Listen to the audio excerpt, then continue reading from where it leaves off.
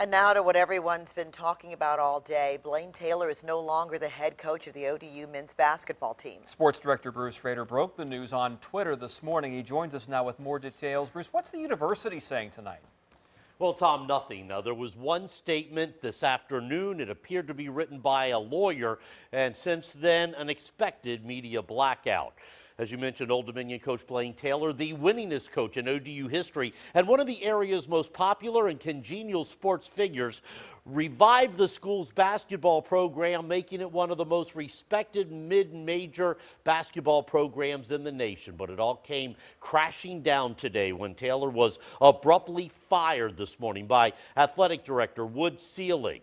Less than 2 weeks ago, Dr. Selig publicly announced his support for his coach, who was suffering through his team's worst season in a decade. But today, with school president John Broderick by his side, Selig said he had lost faith in Taylor on many levels.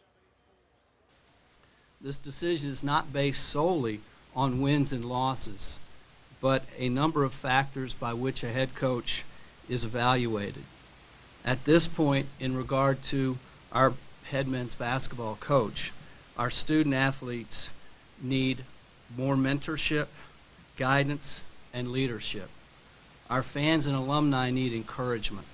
Our administration needs confidence in our leadership. Plagued by not only a 2-20 season, but also accusations of unprofessional conduct, Taylor could no longer be trusted by Selig and Broderick.